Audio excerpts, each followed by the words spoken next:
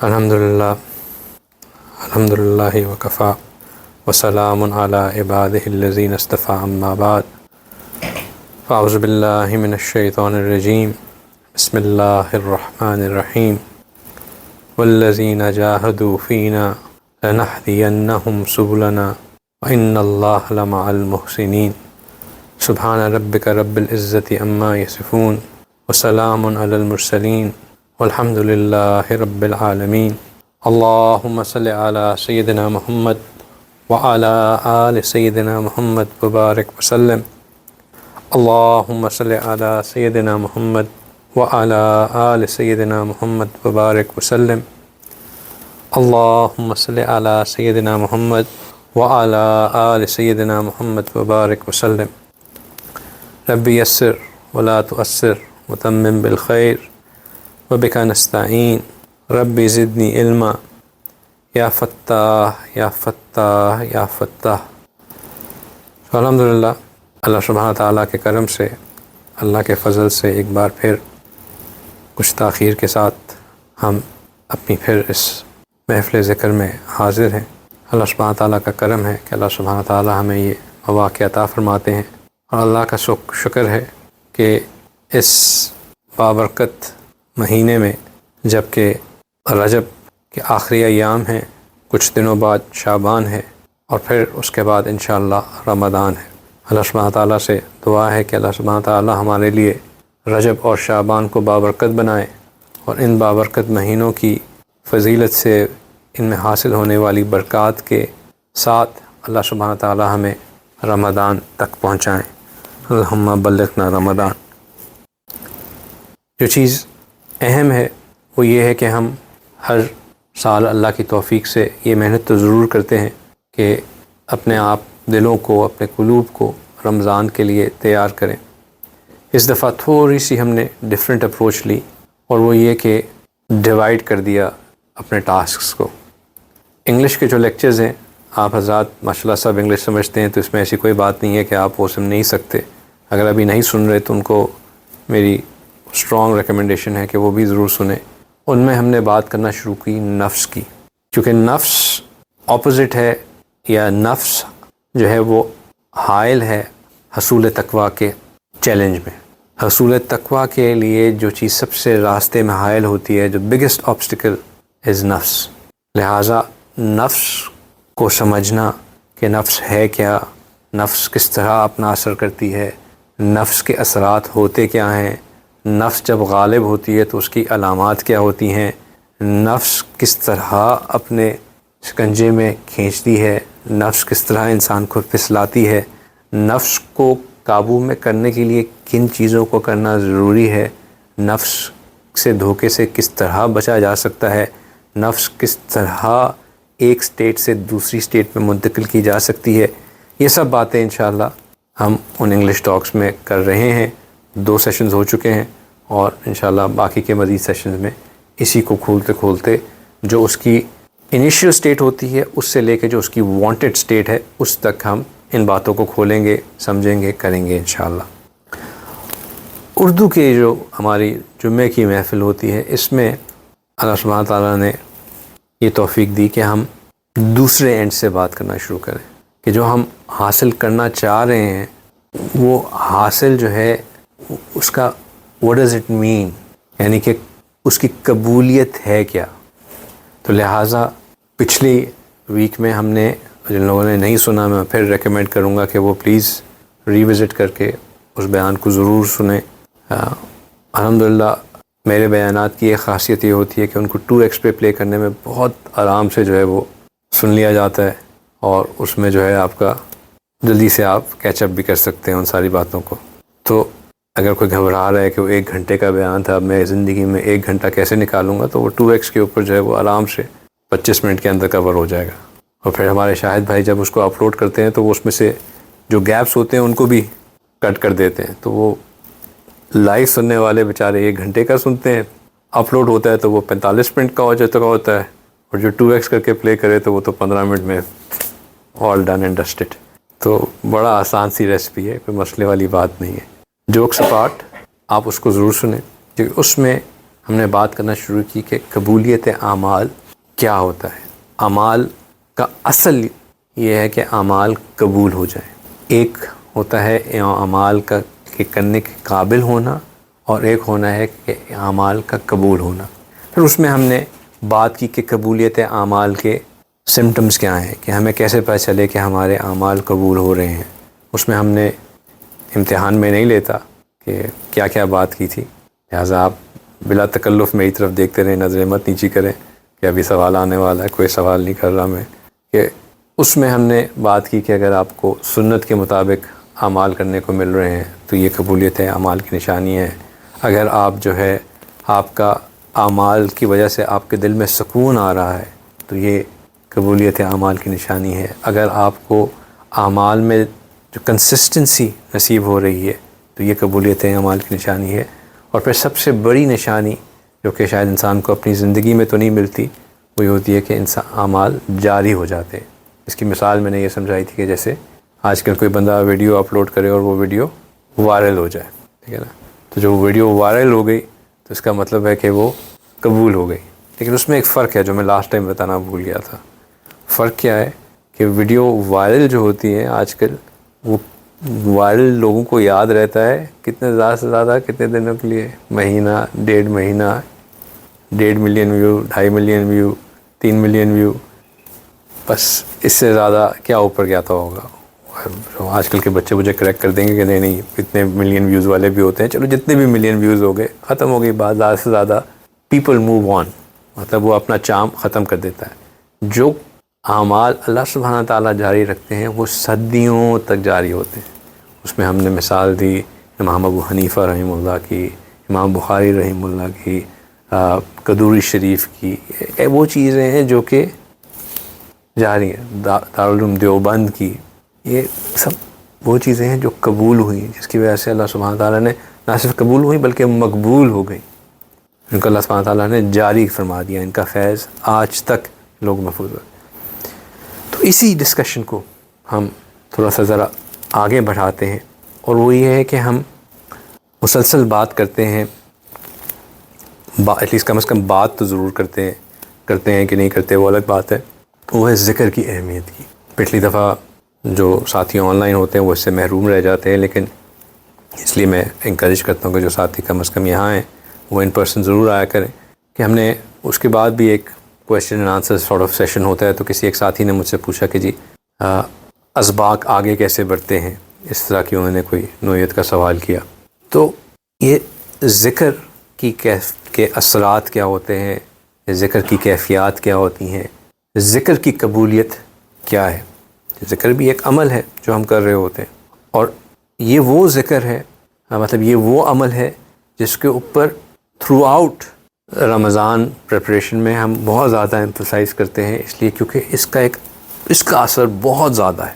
اس کا اثر نفس کو مٹانے اور نفس کو فلیٹ کرنے میں، جو کہ ہم نفس کے اثرات تو بات کر ہی رہے ہیں، اس لیے میں آپ سے کہہ رہا ہوں کہ وہ بھی سنیں تاکہ آپ کو ذہن میں سمجھ میں آئے کہ یہ سب چیزیں آپس میں انٹر کنیکٹڈ کس طرح ہیں.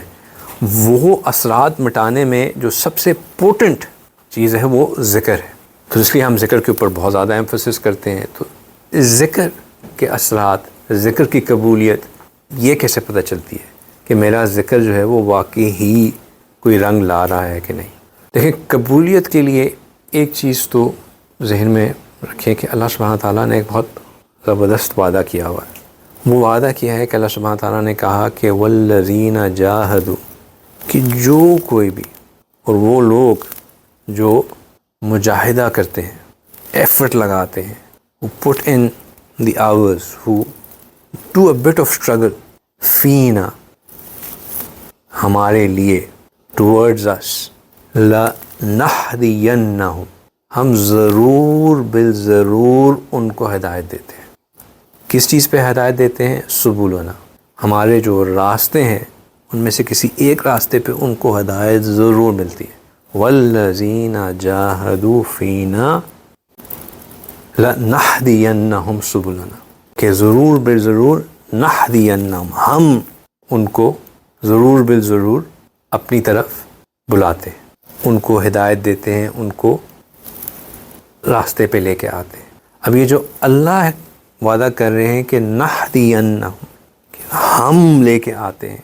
اس کا مطلب یہ ہے کہ بندے نے تو تھوڑی سی ایفرٹ کی، اللہ نے کہہ دیا کہ میں ضرور بھی ضرور لے کے آتا ہوں۔ سو قبولیت کے لیے ایک چیز جو بہت ضروری ہے وہ ہے انیشیٹ کرنا، ایفرٹ ڈالنا، سٹارٹ کرنا، صحیح نیت کے ساتھ سٹارٹ کرنا۔ پھر آگے اللہ سبحانہ تعالیٰ کہتے ہیں کہ وَإِنَّ اللَّهَ لَمَعَ الْمُحْسِنِينَ، کہ بے شک اللہ سبحانہ تعالیٰ محسنین کے ساتھ ہے۔ محسنین سے کیا مطلب ہو گیا؟ محسن اسے کہتے ہیں جو ہر کام کو احسان کے ساتھ کرے۔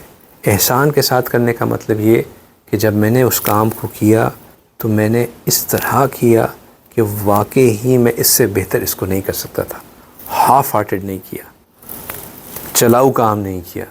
وہ کہتے ہیں نا کہ صرف ٹک ان دا باکس کرنے کے لیے، کہ شیخ صاحب نے کہا ہوا ہے کہ صبح 5 بجے آ جاؤ تو بس میں آ کے ذرا دکھا دوں کہ میں آیا تھا۔ نہیں، احسان کے ساتھ کہ میں اس طرح آیا کہ اس سے بہتر میری حاضری نہیں ہو سکتی تھی، حالانکہ میں صرف 5 منٹ کے لیے آیا، لیکن میں جانتا ہوں کہ وہ 5 منٹ میں نے کس طرح نکالے۔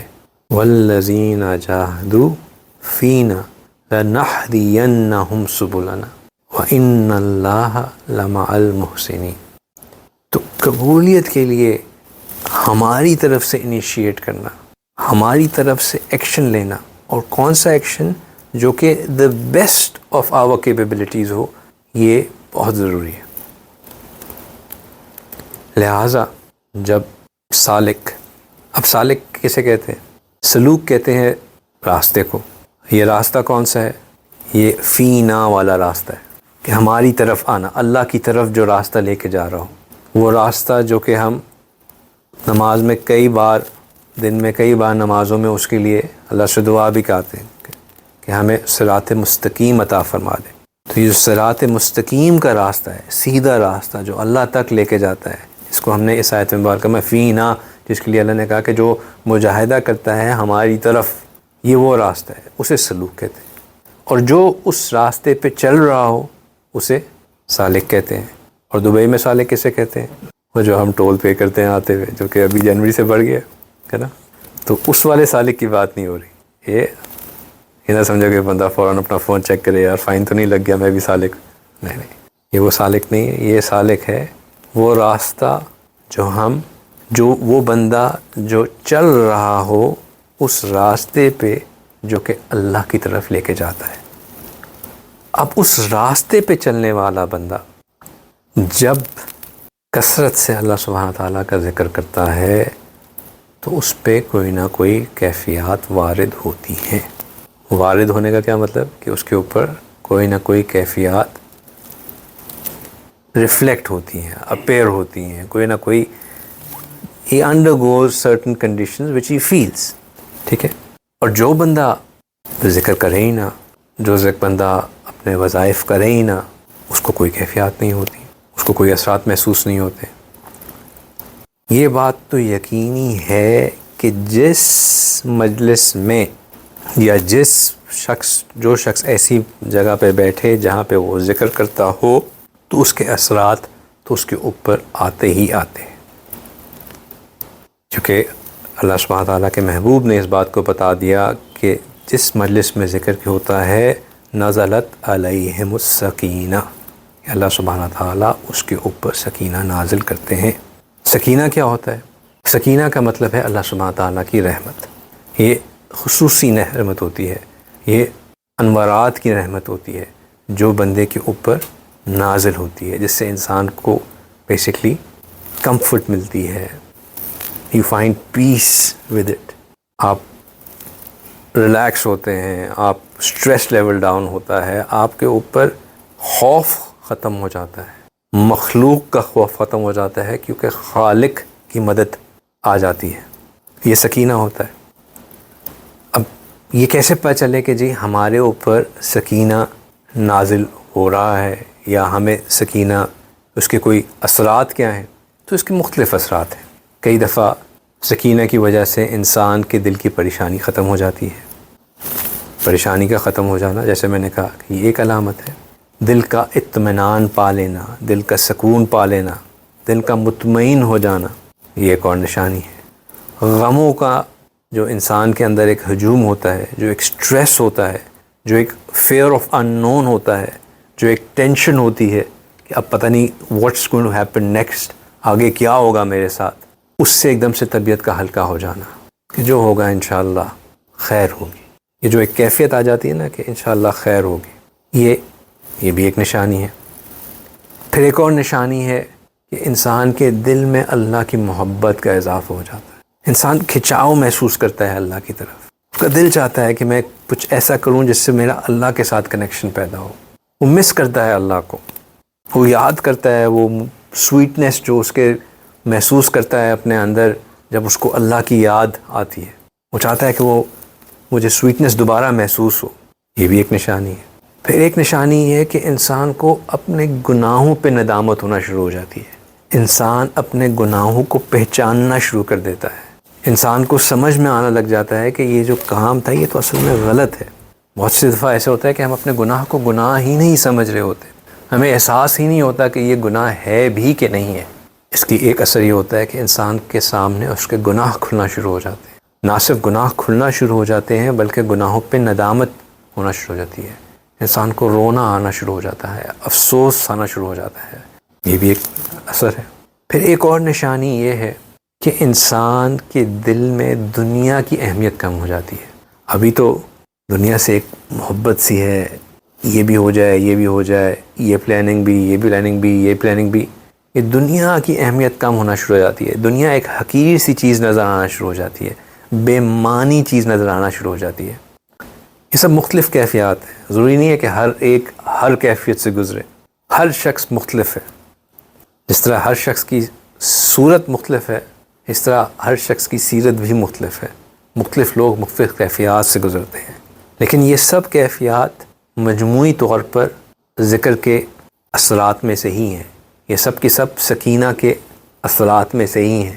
پھر ایک کیفیت ہے کہ بعض اوقات لوگوں کا مرنے کو دل چاہتا ہے، یعنی کہ وہ خودکشی کرنا چاہتے ہیں، لیکن وہ لقاء الہی کے شوق میں کہ میری اللہ سے ملاقات جلد ہو جائے، یا اللہ اب مجھ سے آپ سے جدائی برداشت نہیں ہو رہی، محبت کی انتہا میں وہ دن گن رہے ہوتے ہیں کہ میں اس دنیا سے جاؤں اور میں اللہ سے ملوں.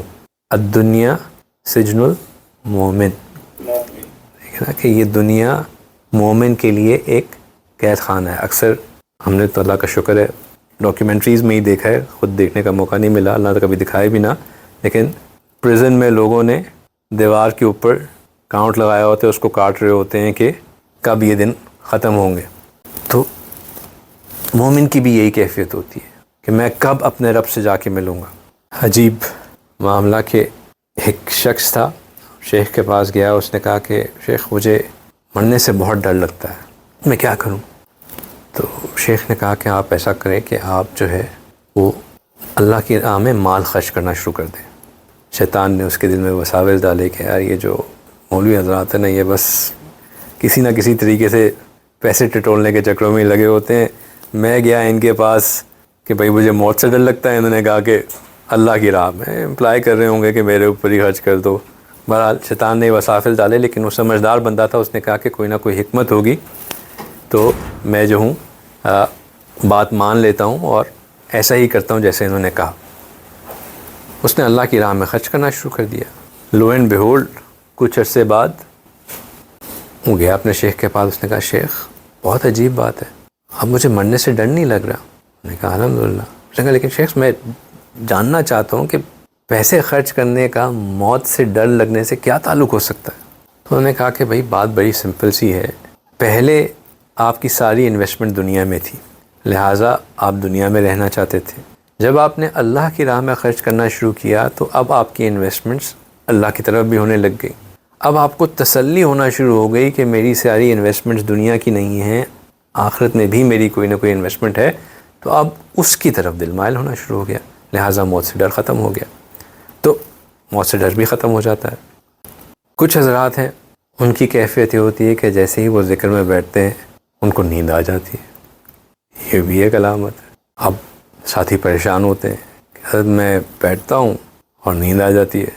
ہمارا جو صبح 5 بجے کا مراقبہ ہوتا ہے، کبھی ساتھی سارے میوٹ کر کے بیٹھے ہوتے ہیں. میں دل چاہتا ہے کہ کبھی کوئی ذرا آپ ان میوٹ کر کے بیٹھیں تاکہ میں ذرا خراٹوں کی جو ایک سمفنی چل رہی ہوگی اس کو سنوں. تو ایسا ہوتا ہے، وہ بیٹھے ہوتے ہیں اور سب ماشاء اللہ جھوم رہے ہوتے ہیں، کوئی ادھر گر رہا ہوتا ہے، کوئی ادھر گر رہا ہوتا ہے، لیکن وقت پہ ایسا ہی ہوتا ہے. تو پریشان ہوتے ہیں کہ حضرت ہم بیٹھتے ہیں، بیٹھتے ہی نیند آ جاتی ہے، تو اس کا کیا مطلب؟ تو یہ سکینہ جب آتا ہے تو اس سے انسان کی اوپر ایک نشانی یہ بھی ہوتی ہے کہ بندہ اونگنا شروع کر دیتا ہے. تو اونگنے کا یا نیند آ جانے کا قطعی یہ مطلب نہیں ہوتا کہ بندہ ذکر میں نہیں بیٹھا ہوا. مراقبے میں اگر نیند آ جائے تو اس سے پریشان نہیں ہونا چاہیے. مراقبہ کرتے ہوئے بندہ مراقبے کی نیت سے بیٹھا ہو اور بالفرض بندے کو نیند بھی آ جائے تو اس سے کوئی فرق نہیں پڑتا، بندہ مراقبے کی کیفیت میں رہتا ہے. حضرت جی اس کو بہت خوبصورت انداز میں سمجھاتے ہیں. وہ کہتے ہیں کہ بھئی اگر ایک بندہ ہے وہ کسی بادشاہ کے در پہ جا کے بیٹھے، کسی سخی کے در پہ جا کے بیٹھے اور صبح فجر کے وقت چلا جائے. اب وہ بیٹھا ہوا ہے اور انتظار کر رہا ہے کہ مجھے بادشاہ سلامت کب بلائیں گے. وہ فجر کا آیا ہوا ہے اور ظہر کا وقت ہو گیا، عصر کا وقت ہو گیا، انتظار میں اب وہ بیٹھے بیٹھے اگر اس وقت لیٹ بھی جائے اور پھر فائنلی مغرب سے کچھ دیر پہلے بادشاہ اس کو بلائیں اور اس سے پوچھے کہ ہاں بھئی کتنی دیر ہو گئی تمہیں آئے ہوئے، تو وہ کیا کہے گا؟ یہ کہے گا نا کہ میں صبح فجر کے آ کے بیٹھا ہوں. یہ تو نہیں کہے گا فجر کے آیا ہوں، تھوڑا سا بیچ میں آپ ٹائم مائنس کر لیں جو میں نے نیند میں گزارا. وہ سارا کا سارا ٹائم، کیونکہ وہ بادشاہ سے ملاقات کے لیے بیٹھا ہوا تھا، تو وہ سارا کا سارا ٹائم جو ہے وہ اسی میں کاؤنٹ ہوگا جو اس کی ملاقات کے انتظار میں گزرا. تو اگر دنیا کے سخی کے دروازے پر جائے اور بیٹھے تو وقت وہی کاؤنٹ ہوگا جو اس نے پورا لگایا. تو جب سخیوں کے پروردگار کے دروازے پر بیٹھے گا تو پھر اون کا ٹائم کیوں نکالا جائے گا؟ لیکن اس چیز میں جو بات ذہن میں رکھنے والی ہے وہ یہ ہے کہ انما الاعمال بالنیات، اعمال کا دارالمدار نیتوں پر ہے. نیت بہت اہم ہے. ایک بندہ تکیہ سیٹ کر کے فلیٹ لیٹے اور لائٹس آف ہوں، سلیپنگ سوٹ پہن کے بالکل تیار ہو کے کمبل لے کے اب وہ لیٹ کے نیت کرے میں نیت کر رہا ہوں مراقبے کی، تو وہ نیت تو سونے کی کر رہا ہے. مطلب چاہے وہ نیت بظاہر الفاظ میں یہی کہہ رہا ہو کہ میں نیت مراقبے کی کر رہا ہوں، لیکن وہ حال احوال اس کے یہ بتا رہے ہیں کہ وہ سونے کی تیاری کر رہا ہے اور سونے میں اس کے ذکر میں رہنے کی نیت ہے. یہ ایک مختلف کیفیت ہے. ایک بندہ باوضو ہو کے قبلہ رخ ہو کے، یا چلے اگر قبلہ رخ نہیں بھی ہو کے بیٹھ سکا، لیکن بیٹھا اس نیت سے کہ میں اب مراقبہ ذکر کروں گا، اور اس ذکر کے بیٹھنے میں اس کو نیند آ گئی تو وہ پھر اس کا ٹائم ذکر میں ہی کنسیڈر ہوگا. حضرت ایک اور مثال دیتے ہیں، بھائی لاجیکل سی مثال ہے کہ اگر ہم فون چارجنگ پہ لگائیں، اب فون کی اسکرین آن ہو یا آف ہو، فون چارج تو ہو جاتا ہے نا. دونوں سچویشن میں فون چارج ہوتا ہے. کوئی یہ کہہ سکتا ہے کہ جی میرے فون کی اسکرین آف تھی وہ چارج نہیں ہوا، چارج تو ہوتا ہے. تو یہ جو بیٹھ کے اس وقت آپ بے شک نیند میں بھی چلے جائیں تو وہ آپ کا ٹائم اسی میں کاؤنٹ ہوگا کہ یہ بندہ جو ہے ذکر میں بیٹھا تھا. دارالمدار نیتوں پہ ہے. تو یہ جو اونگ آ جاتی ہے، یہ جو نیند آ جاتی ہے، یہ دراصل یہ بھی ایک سکینہ ہوتا ہے، اور اس سکینے کے بھی اثرات ہوتے ہیں. ہمارا کام کیا ہے؟ ہمارا کام بیٹھنا ہے. اللہ سبحانہ تعالیٰ کا کام ہے کہ اللہ اپنی رحمتیں نازل فرمائے. تو ہم بیٹھیں اور انشاءاللہ اللہ سبحانہ تعالیٰ اپنی رحمت نازل فرمائیں گے. لہٰذا جب سکینہ نازل ہوگا تو پھر اس کے اثرات ہوں گے. جب کہیں بارش ہوتی ہے، ہمیشہ ہم مثال دیتے ہیں، تو اس بارش کے اثرات تو ہوتے ہیں. جب بھی کہیں بارش ہو اس بارش کے اثرات ہوتے ہیں. جب زمین ہلکی سی بھی زرخیز ہو تو اس بارش کے بعد اس کے اوپر کوئی نہ کوئی پودے اگنا شروع ہو جاتے ہیں. ہاں اب بالکل ہی بنجر زمین ہو، تباہ کوئی بھی زمین ہو تو وہ الگ بات ہے. لیکن جب بندہ مراقبے پہ بیٹھتا ہے، ذکر میں بیٹھتا ہے، تو اللہ کی رحمت کی بارش ہوتی ہے، اور پھر اس بارش کے بعد اس کے اوپر اس کے اثرات ظاہر ہوتے ہیں۔ اب کچھ ساتھی ایسے بھی ہیں جو آ کے یہ کہیں کہ جی مجھے تو کوئی کیفیت محسوس ہی نہیں ہوتی ہے۔ میں نے ابھی ایک لمبی لسٹ گنوائی نا کہ بہت سی اسٹیٹس ہیں، ضروری نہیں ہے کہ صرف ایک چیز ہو، کئی چیزیں ہو سکتی ہیں۔ اللہ کی محبت میں اضافہ ہونا، سکون کا آنا، ٹینشن کا دور ہو جانا، ہمت کا بڑھنا، strength to take on odds ان کا بڑھ جانا، نیند کا آ جانا، بہت یہ ساری چیزیں کیفیات کا حصہ ہیں۔ کوئی یہ سب ایک مجموعی طور پہ بھی کیفیات ہیں اور انڈیپینڈنٹلی بھی کیفیت ہے۔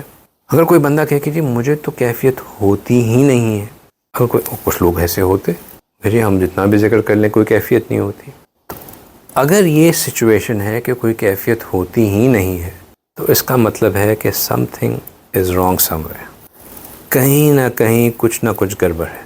کیا گڑبڑ ہو سکتی ہے کہ، اور معمولی سی گڑبڑ نہیں ہے، مطلب ایک اچھی خاصی بڑی گڑبڑ ہے۔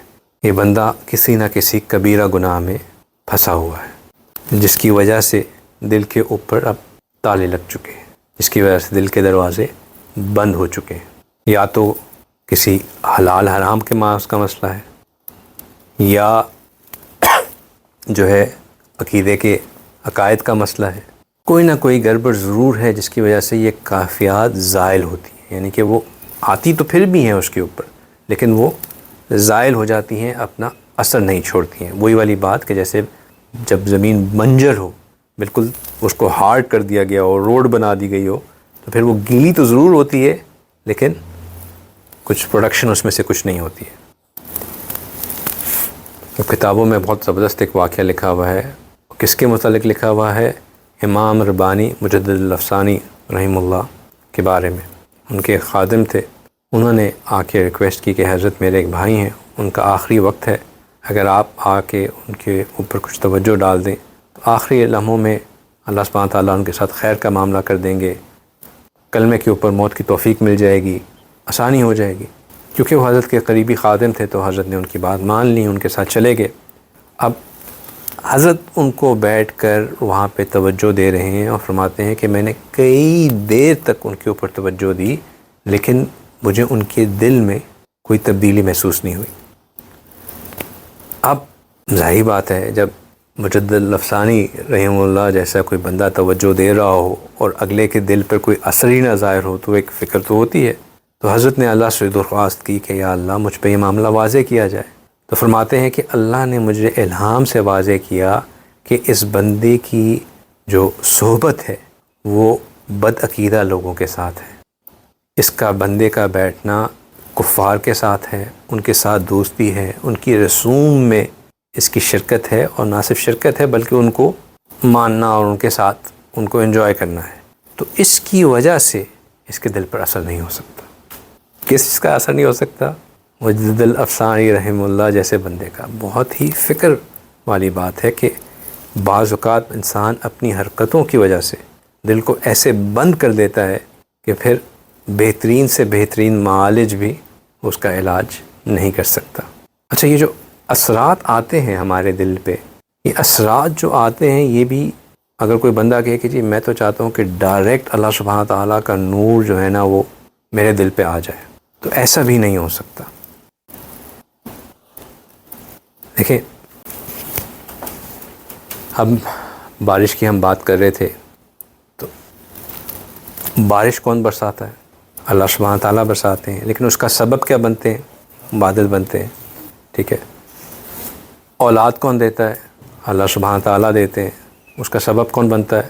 والدین بنتے ہیں۔ چلے یہاں پاز کر کے ایک آپ کو لطیفہ سنا دیتا ہوں، پھر واپس آگے چلتے ہیں۔ یہ بھی میں نفس کے اس میں سنا رہا تھا، جو ساتھی وہاں تھے انہوں نے سنا ہوگا کہ نفس کس طرح دھوکے دیتی ہے انسان کو۔ تو دو بچے تھے، ایک بڑا بھائی تھا، ایک چھوٹا بھائی تھا۔ تو وہ اپنے استاد کے پاس تھے، تو استاد نے پوچھا کہ بھائی تمہیں کس نے پیدا کیا؟ تو بڑے بھائی سے پوچھا، تو اس نے کہا ہمارے والدین نے۔ تو چھوٹے بھائی سے پوچھا تمہیں کس نے پیدا کیا؟ اس نے کہا اللہ نے۔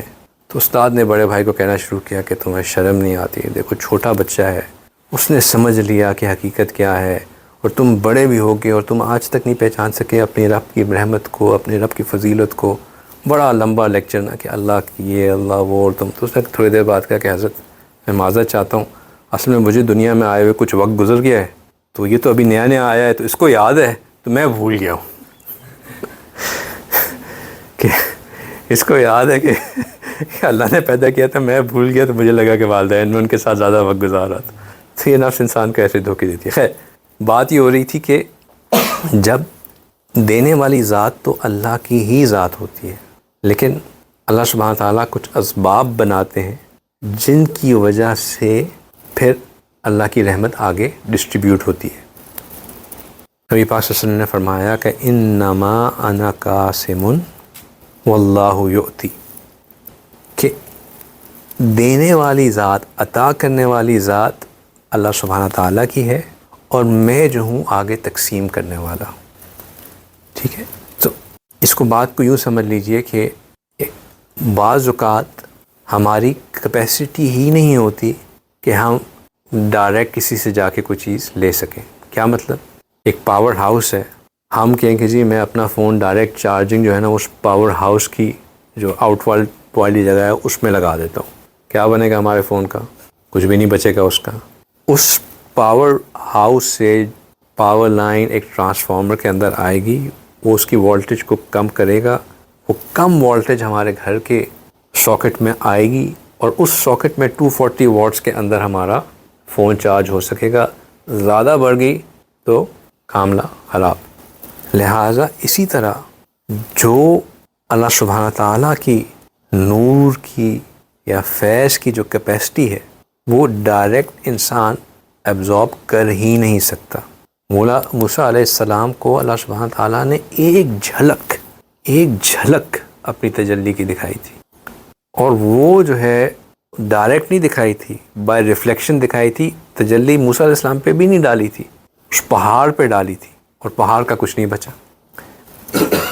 تو نبی پاک صلی اللہ علیہ وسلم کے ساتھ اللہ سبحانہ تعالیٰ کا معاملہ ڈیفرنٹ ہے. ان کو تو اللہ سبحانہ تعالیٰ نے خود معراج پہ بلایا، اور پھر وہاں پہ بلا کے اللہ سبحانہ تعالیٰ کہتے ہیں فَأَوْحَىٰ إِلَىٰ عَبْدِهِ مَا أَوْحَىٰ، کہ جو محبت کی باتیں ہم نے آپس میں وہاں کی وہ کی ہیں، وہ ہم میں سے کوئی نہیں جانتا. تو یہ نبی پاک صلی اللہ علیہ وسلم کے اندر اللہ سبحانہ تعالیٰ نے یہ کیپیسٹی پیدا کی کہ وہ اس نور کو، اس فیض کو ریسیو کریں، پھر ان سے آگے یہ فیض پھیلتا ہے. اب ہم جو ہیں، ہمیں یہ فیض ڈائریکٹ نبی پاک صلی اللہ علیہ وسلم سے نہیں مل سکتا.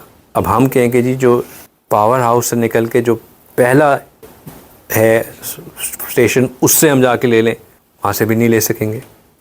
ہمیں اپنے گھر کے ساکٹ سے ہی لینا ہے. تو لہٰذا جو چین بنتی ہے وہ چین ہمیشہ یہی ہوتی ہے کہ میرا قلب جڑ رہا ہے میرے شیخ کے قلب سے. مثال کے طور پہ آپ حضرات اگر حضرت جی دامت برکاتہم کے ساتھ بیعت ہے تو میرا قلب حضرت جی دامت برکاتہم کے قلب کی طرف متوجہ ہے، ان کا قلب ان کے شیخ حضرت مرشد عالم رحمہ اللہ کی طرف متوجہ ہے یا ان سے جڑا ہوا ہے، اور ان کا قلب ان کے شیخ سے، ان کا قلب ان سے شیخ سے ہوتا یہ سارے قلوب جا کے جڑتے ہیں سیدنا ابو بکر صدیق رضی اللہ تعالیٰ عنہ کے ساتھ، اور ان کا قلب پھر نبی پاک صلی اللہ علیہ وسلم کے ساتھ. اس سیکوینس سے فیض آتا ہے، اور اسی سیکوینس سے فیض کو سامنے رکھنے سے پھر ہمارے دل کے اوپر کیفیات آتی ہے.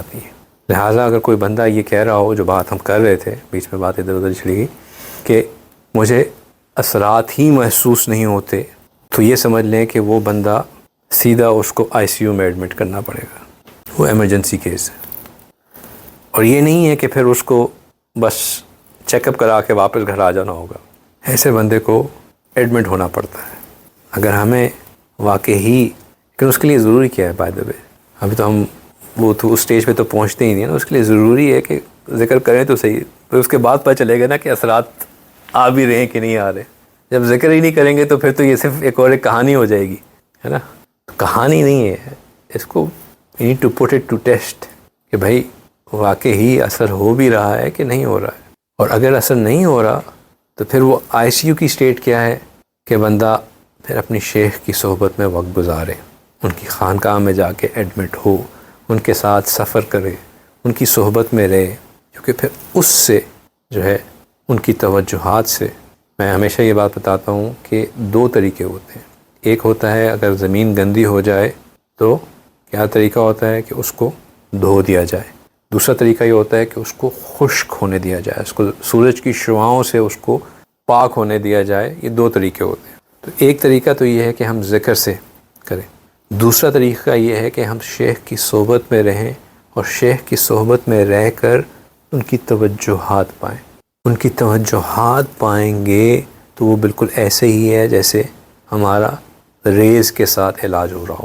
آج کل سائنس کا زمانہ ہے، کوئی یہ کہہ سکتا ہے کہ بھئی ریز سے علاج نہیں ہوتا؟ ہوتا ہے. کڈنی کا سٹون، گال بلیڈر میں سٹون لیزر سے کیور ہوتا ہے کہ نہیں ہوتا؟ کینسر لیزر سے ٹریٹ ہوتا ہے کہ نہیں ہوتا؟ وہ ایک شاید آپ لوگوں نے بھی ڈاکیومنٹ دیکھا ہو، کراچی میں ہے کہ وہ ایک میجک نائف کے مشین ہے. وہ بیسکلی ہے اسی طرح کی کہ وہ لیزر سے پلسز ریلیز کر کے جو بھی آپ کی باڈی کے اندر بایوپسی میں ڈیٹیکٹ ہوا ہوتا ہے کہ جی یہ کینسرس سیلز ہیں، ان کو ختم کرتی ہے. نو کیمو، نو نتھنگ. تو جس طرح یہ شعاعیں کام کرتی ہیں، اس طرح توجہات کی جو شعاعیں ہوتی ہیں وہ بھی اثر کرتی ہیں. دیکھیں، نظر کا لگنا تو حدیث سے ثابت ہے. العین حق ہے نا. ایسا ایک صحابی تھے، وہ بیمار ہو گئے تو نبی پاک صلی اللہ علیہ وسلم کے پاس آئے. انہوں نے فرمایا کہ بھئی تمہارے فلاں بھائی کی نظر لگ گئی. جب نظر لگ جانا حق ہے، اور وہ والی نظر جس میں کسی کی دشمنی ہو، کسی کی حسد ہو، کسی کی عداوت ہو، کسی کا حرص ہو، کسی کی بغض ہو، کسی کی طمع ہو، اگر ان سب چیزوں کی وجہ سے نظر لگ سکتی ہے تو پھر جب شیخ کی محبت والی، شفقت والی، رحمت والی، عنایت والی یہ نظر کیوں نہیں لگ سکتی؟ بالکل لگتی ہے. اس کا بھی اثر ہوتا ہے. تو جب اس طرح کی حالت ہو تو پھر ان صحبت میں رہ کے شیخ کی توجہات سے مستفید ہونا بہت ضروری ہوتا ہے. لہٰذا جو بندہ ذکر کرتا ہے اس کے اثرات لازماً ہوتے ہیں، اس کی کیفیات ہوتی ہیں. اور اگر کوئی کیفیت نہ بھی ہو رہی ہو تو یہ بھی ایک کیفیت ہے. لیکن یہ کیفیت کہ میرے پہ تو کوئی اثر ہوتا ہی نہیں ہے، یہ ہوگی سب تب جب ہم ذکر کریں گے. وہ جو میں نے پہلی کیفیات بتائیں وہ بھی کیفیات ہیں، اور کچھ نہ ہونا یہ بھی کیفیت ہے. جو پہلے کیفیات بتائیں وہ پازیٹیو ہیں، اور کچھ نہ ہونا وہ ایمرجنسی ہے. دونوں کا علاج ہے. دونوں کے ساتھ بندہ آگے بڑھتا ہے، پیچھے نہیں بڑھتا. کچھ نہ کرے، ذکر کرے ہی نہ، تو پھر وہ جو فی نہ سے پہلے جاہدہ والا جو ریکوائرمنٹ ہے وہ پوری نہیں ہوتی. تو ہم نے کچھ نہ کچھ تو کرنا ہے نا. جو مشائخ ہوتے ہیں ان کو پتہ چل جاتا ہے کہ بندہ ذاکر ہے کہ نہیں ہے. اب اس میں یہ نہیں ہوتا کہ وہ کوئی عالم الغیب ہوتے ہیں. عالم الغیب تو صرف اللہ سبحانہ تعالیٰ کی ذات ہے. اس کو آپ ایکسپیرینس کہہ لیجئے، فراست کہہ لیجئے، بصیرت کہہ لیجئے. لیکن اس کی موٹی سی بات یہ ہوتی ہے کہ جو بندہ ذکر کرتا ہے اس کے اوپر کیونکہ اثرات ہوتے ہیں، اس کی کیفیات ہوتی ہیں، تو یہ ہو ہی نہیں سکتا کہ وہ ان کیفیات اور ان اثرات کو آ کے آپ سے شیئر نہ کرے. وہ بےتاب ہوتا ہے کہ میں آ کے بتاؤں کہ جی میرے ساتھ یہ ہوا. جب بندہ نہ کوئی فون کرے، نہ کوئی میسج بھیجے، نہ کوئی آپ سے رابطہ رکھے، نہ آپ کو بس وہ آ کے بیٹھے مہمانوں کی طرح کھانا کھائے پھر چلا جائے، پھر اگلے ہفتے آ جائے.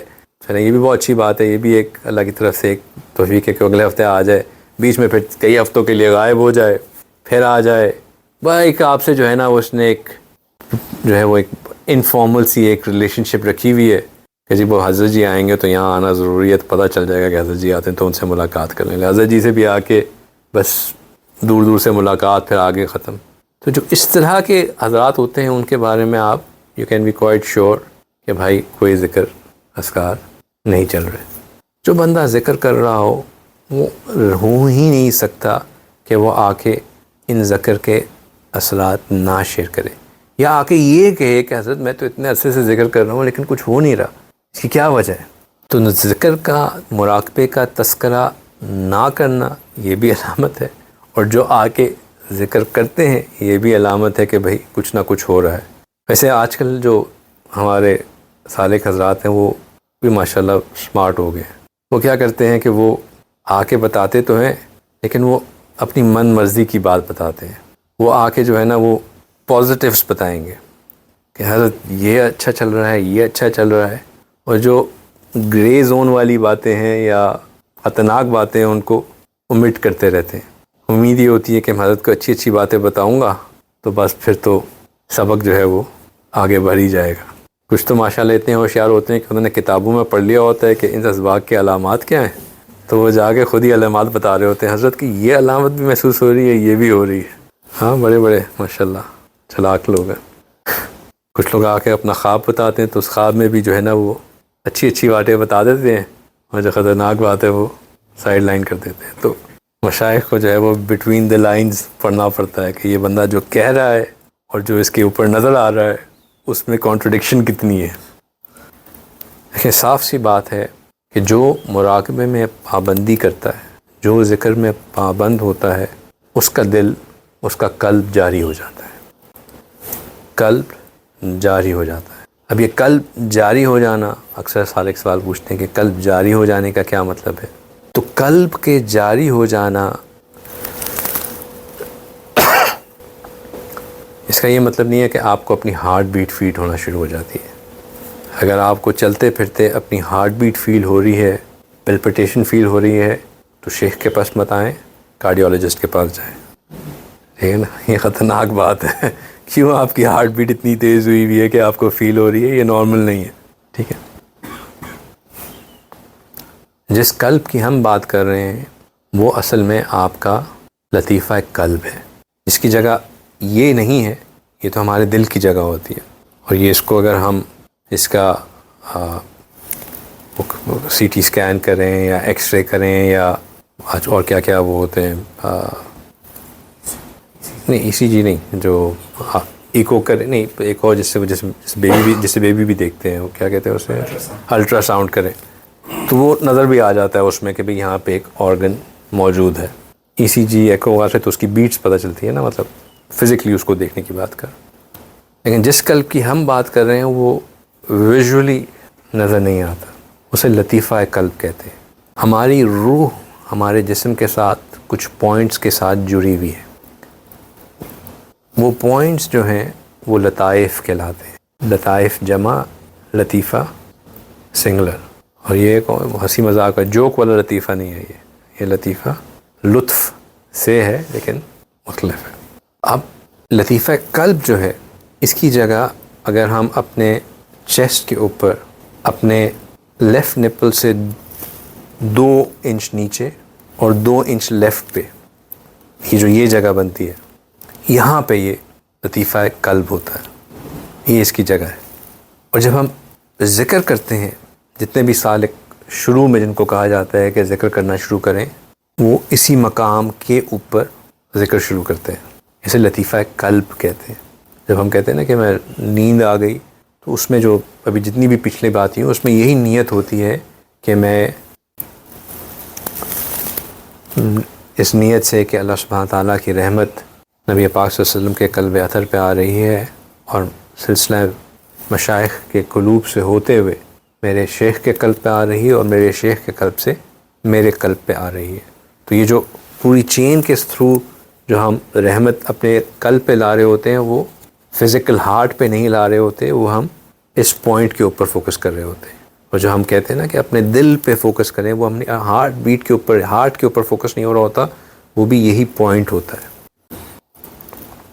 تو اس پوائنٹ پہ فوکس کرنا.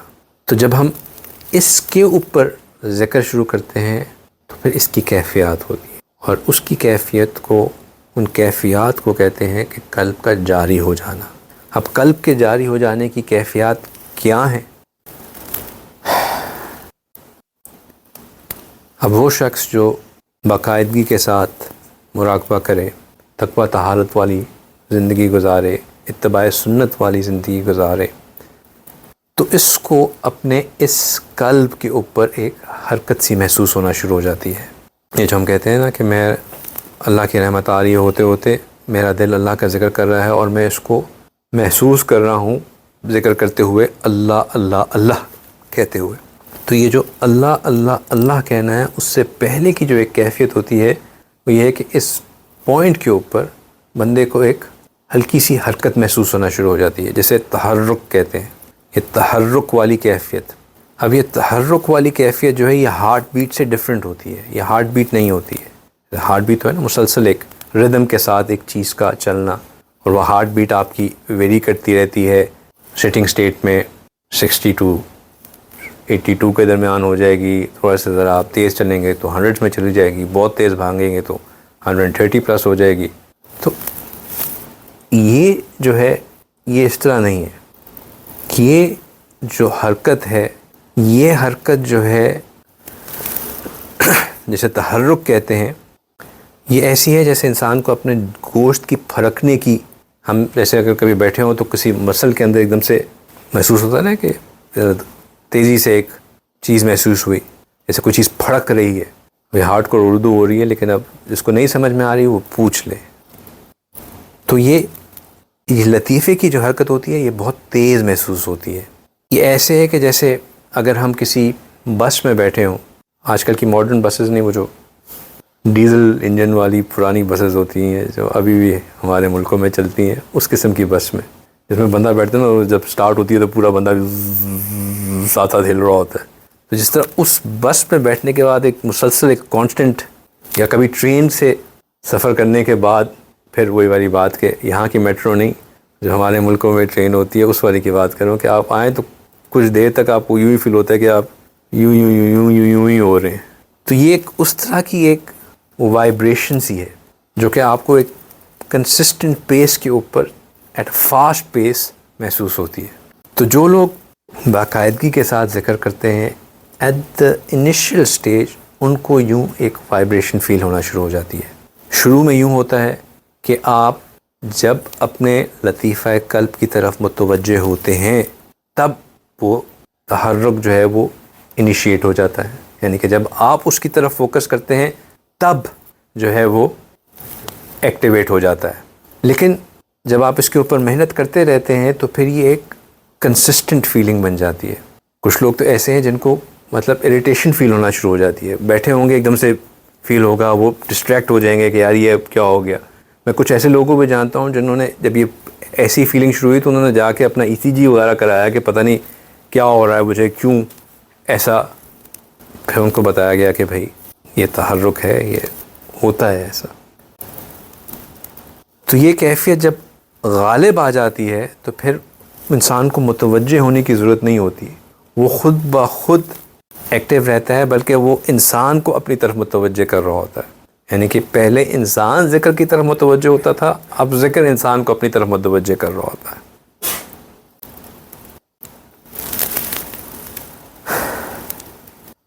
اچھا، اس وقت یہ بات بھی کلیریفائی کر دینا ضروری ہے کہ یہ جو کیفیت ہے یہ 100% نہیں ہے کہ یہی ہوتا ہے، ٹھیک ہے؟ یہ ایک کامن اسٹیٹ ہے، یعنی کہ اگر 100 لوگ ہیں تو میجورٹی آف دیم یعنی کہ 50% پلس کے اندر ایسا ہی ہوگا۔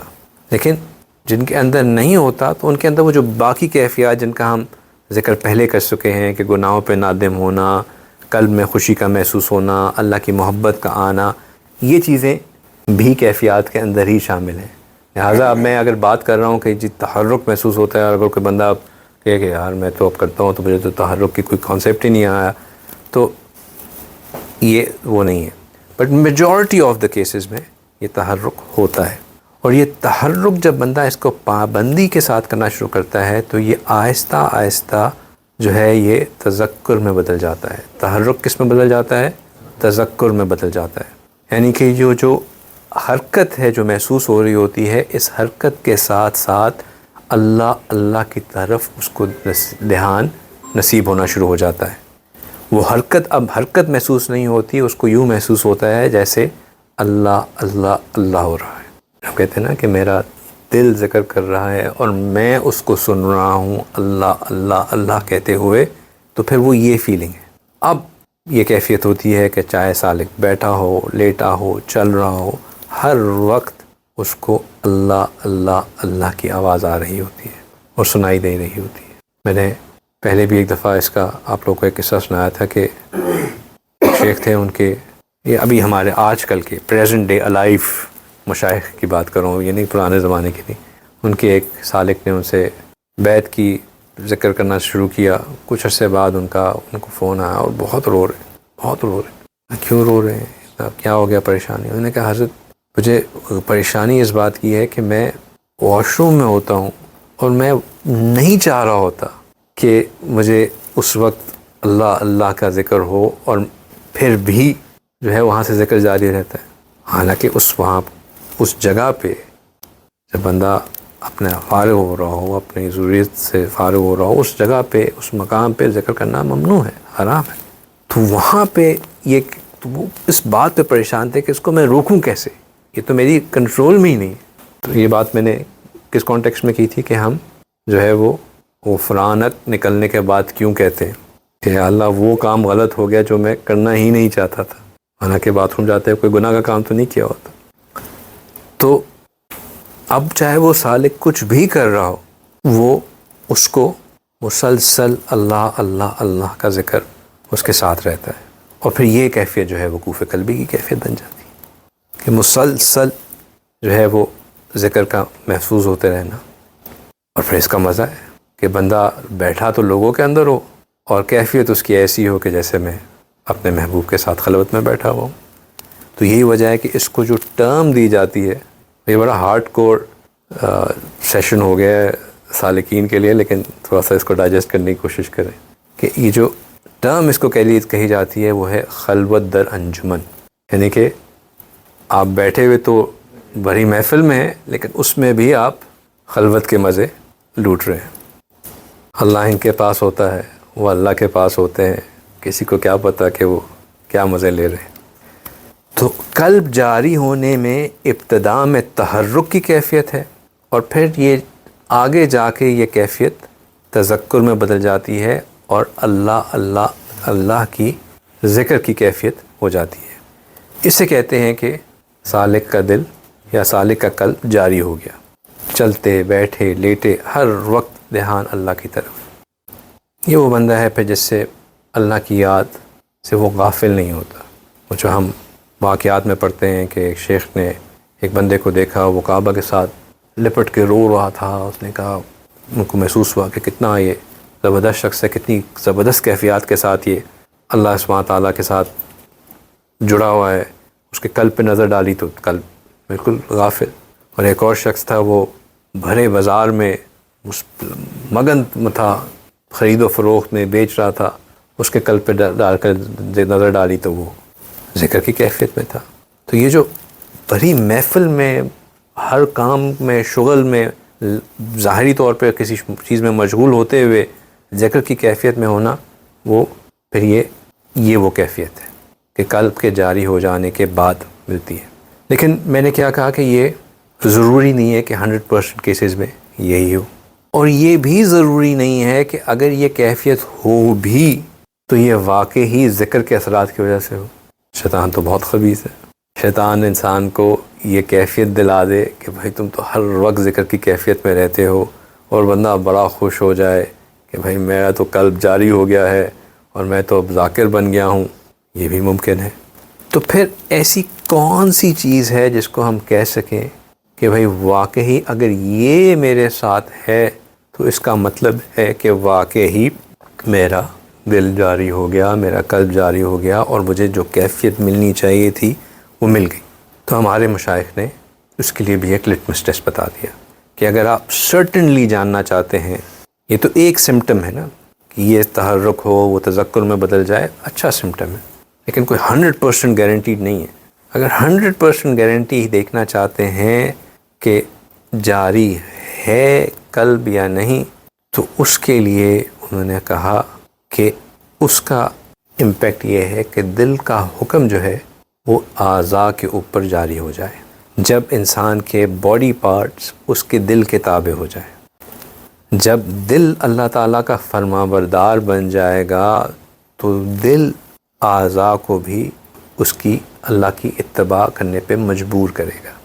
قلب کے جاری ہو جانے کے بعد یہ ممکن نہیں ہے کہ بندے کے باقی اعضاء انڈیپینڈنٹلی آپریٹ کریں.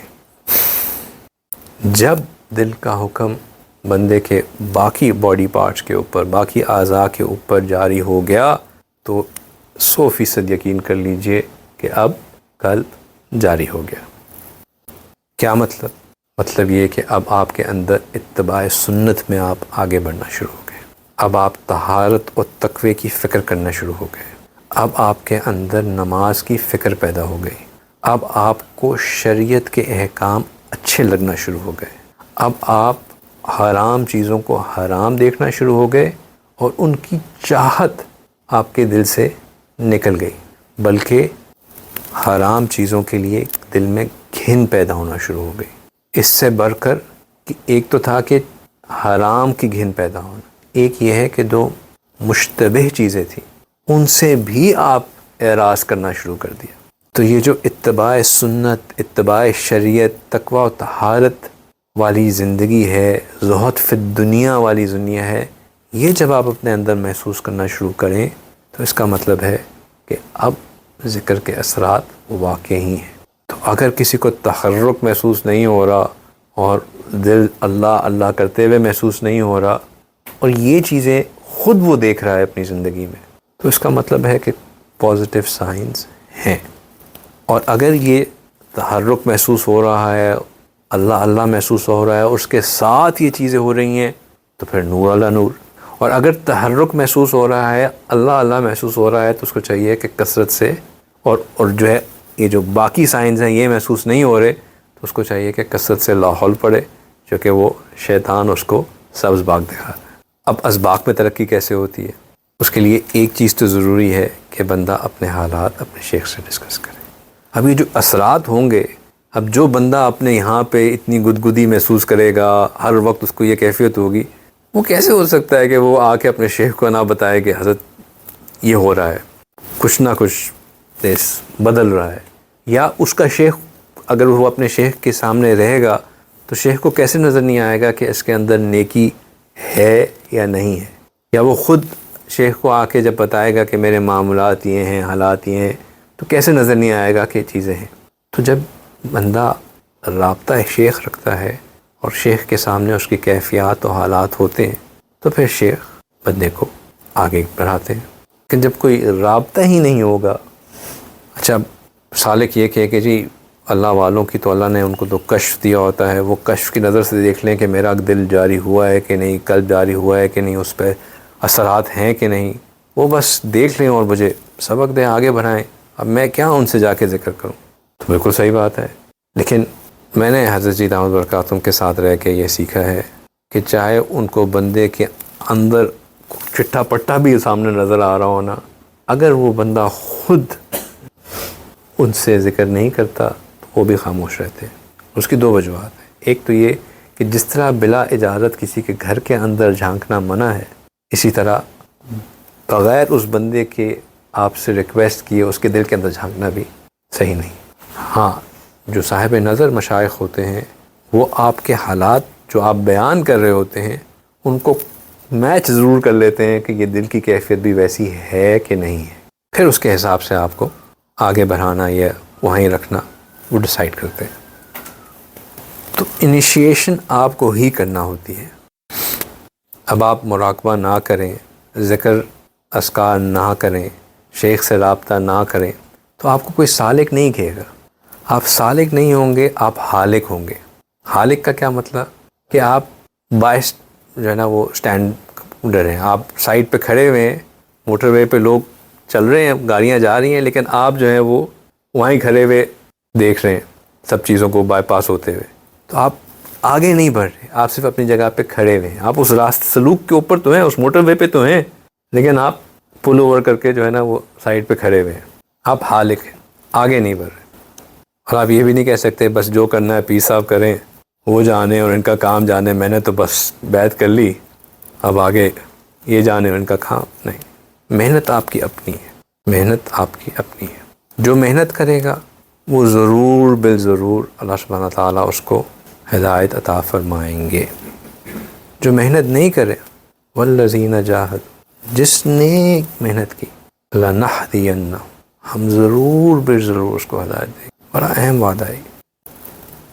تو کیفیات کا لٹمس ٹیسٹ اگر ہم یہ جاننا چاہتے ہیں کہ میرا قلب جاری ہوا ہے یا نہیں ہوا، تو اس کی کیفیات کا لٹمس ٹیسٹ یہی ہے کہ انسان کے اندر اتباع سنت ہے یا نہیں ہے۔ جو ہم بار بار سنتوں کو سیکھنے کا ذکر کرتے ہیں کہ انسان جب آئے تو اس کے اوپر کم از نظر آنی چاہیے سنت، اس کو محسوس ہونا چاہیے کہ جتنا میں سنت کے قریب ہوں گا اتنا مجھے اللہ کی رحمت زیادہ، یہ ایک فکر لگ جاتی ہے نا۔ بھئی ایک بندہ ہے، وہ جم جا رہا ہے، اس نے جم کی ممبرشپ لی ہوئی ہے، اب اس کو ایک فکر ہوگی کہ میری جو ہے وہ مسلز بن رہے ہیں کہ نہیں بن رہے۔ اب کیونکہ وہ فکر ہوگی تو پھر وہ اس کے لیے اپنی ایکسرسائز کو پراپر کرے گا، وہ ڈائٹ کو صحیح کرے گا۔ یہ کیسے ہو سکتا ہے کہ وہ اس کو یہ فکر بھی ہو کہ میری باڈی جو ہے اس کے اوپر اس کے رزلٹ نظر آئیں، لیکن نہ وہ اپنی ڈائٹ صحیح کرے، نہ وہ اپنے ایکسرسائز پلان کو صحیح کرے، نہ جو اس نے اس کو بتایا ہوا ہے کہ ریسٹ کتنا ہونا چاہیے، کون سی ایکسرسائز کتنی ریپیٹیشنز ہونی چاہیے، اس کو کچھ بھی نہ کرے تو نہیں ہوگا۔ تو اسی طرح جو سالک جس کو یہ فکر ہے کہ میں نے آگے بڑھنا ہے، تو اس کے ذہن میں تو یہ بات انگرین ہو جانی چاہیے کہ بھائی میں سنت کے قریب ہوں گا، میرا حال حولیہ سنت کے مطابق ہوگا تو اللہ کی رحمت آٹومیٹکلی میری طرف متوجہ ہوگی۔ جب میرے پاس سنت کی اتباع نہیں ہوگی تو پھر کہاں سے رحمت کے لیے انتظار کرتے رہتے ہیں نا۔ میں اکثر یہ بات سمجھاتا ہوں کہ سنت جو ہے، لمبا ہو گیا آج بیان، سوری، چلیں بس چھوٹا کرتا ہوں اس کا میں، کہ اگر آپ روڈ کے اوپر سے ہٹ کے ذرا اپنے آپ کو ایک ہوائی جہاز سمجھ لیں تو یہ بات سمجھنا زیادہ آسان ہو جاتی ہے کہ جہاز کو لفٹ کرنے کے لیے کچھ چیزوں کی ضرورت ہوتی ہے، ونگز کا ہونا، اس کے فیول کا ہونا، سپیڈ کا ہونا۔ تو جو یہ سنت جو ہے، یہ انسان کے، آپ کا ذکر آپ کو لفٹ دیتا ہے، جتنا ذکر ہوگا اتنی لفٹ اوپر ہوگی، اور سنت جو ہے وہ آپ کو پروپیل کرتا ہے، آپ کو آگے بڑھائے گا، سپیڈ دے گا۔ اور صحبت شیخ جو ہے وہ آپ کی کنٹرولر ہوتا ہے، جو آپ کو صحیح راستے پہ لے کے جائے گا۔ دو چیزیں ہوتی ہیں صحبت شیخ، ایک تو وہ صحیح راستے پہ لے کے جا رہا ہوتا ہے، اور دوسرا وہ آپ کو پل بھی کر رہا ہوتا ہے، وہ جو جیسے کہتے ہیں ٹیل ونڈ وہ ہوتی ہے۔ آپ نے اکثر دیکھا ہوگا فلائٹ ٹائم جو ہیں وہ ریڈیوس ہو جاتے ہیں، کیونکہ کیسے پتہ چلا کہ وہ فلائٹ ٹائم تو لکھا ہوا تھا کہ 3 hours 30 minutes، لینڈ آپ نے 2 hours 40 minutes میں کر لیا، اتنی جلدی کیسے لینڈ کر دیں؟ وہ پتہ چلا کہ جی وہ ٹیل ونڈ تھی جس کی وجہ سے آپ جلدی آ گئے۔ تو یہ جو ٹیل ونڈ ہے نا، یہ صحبت شیخ ہے، اور یہ جو ونگز ہیں جو کہ آپ کو اوپر ایلیویٹ کرتے رہتے ہیں، یہ سنت ہے، نہیں سوری، یہ ذکر ہے، اور جو آپ کو پش فارورڈ کر رہا ہوتا ہے، سپیڈ دے رہا ہوتا ہے، یہ آپ کا سنت ہے۔ اس جتنا سنت کے قریب بندہ ہوگا اتنا تیزی سے ترقی کرے گا۔ اور اگر کوئی ساتھی اس کو کیفیات تو بڑی لگ رہی ہیں، تحرک بھی محسوس ہو رہا ہے، اور اس کو محسوس ہوتا ہے کہ میرا جو ہے وہ اللہ اللہ اللہ بھی ہے، لیکن وہ اپنی زندگی میں نظر ڈالے تو کبیرہ گناہ بھی ہیں، دھڑلے سے جھوٹ بھی ہے، اور تکبر بھی ہے، اور حسد بھی ہے، تو پھر اس کا مطلب ہے کہ یہ بندہ اوپر سے لا الہ اور اندر سے کالی بلا، پھر گڑبڑ ہے۔ پھر ایسی کیفیات کو اپنے پاؤں کے نیچے مسل دینا چاہیے، اور ان کو بالکل کسی کنسیڈریشن میں نہیں لانا چاہیے۔ ہمارے مشائخ کہتے ہیں کہ جو ایسی کیفیات ہیں، جو ایسا ذکر کرنے والا ہے وہ ذکر نہیں کر رہا ہوتا، اس کے اوپر لکوہ ہوتا ہے، اور جو ایسا قلب ہے، وہ قلب جو ہے وہ ذاکر نہیں ہوتا بلکہ اس کے دل میں وسوسہ ہوتا ہے۔ لکوہ کیا ہوتا ہے؟ وہ جو ایک بیماری ہوتی ہے نا، جیسے اپر لپ جو ہے آپ کا انکنٹرولبلی شیک کر رہا ہوتا ہے، اسے لکوہ کہتے ہیں۔ وہ کہتے ہیں جو یہ ذکر ہے وہ لکوہ ہے، اور دل میں جو حالات ہیں وہ وسوسہ ہے۔ اصل یہ ہے کہ اللہ سبحانہ تعالیٰ ہمیں اتباع کی توفیق عطا فرمائے، سنت کی اتباع کی، شریعت کی اتباع کی۔ جتنی ان کے طرف ہمیں رغبت بڑھتی جائے گی اتنا ہمارا قلب زیادہ سے زیادہ جاری ہوتا جائے گا، اور جتنا ان سے ہم دور ہوتے جائیں گے اتنا ہم دھوکے میں ہیں اپنے آپ کو، چاہے پھر ہم کچھ بھی نہ کر رہے ہوں۔ ٹھیک ہے، تو ان اثرات کو اپنے اندر ڈھونڈیے، اور ان اثرات کو ہم نے اپنے اندر پانا ہے۔ سوری ایک دفعہ پھر، آج بات بہت لمبی ہو گئی، لیکن یہ بات میں چاہ رہا تھا کہ کھول کے بیان کی جائے تاکہ ہم سب کو یہ سمجھ میں آ جائے۔ وآخر دعوانا ان الحمد للہ رب العالمین۔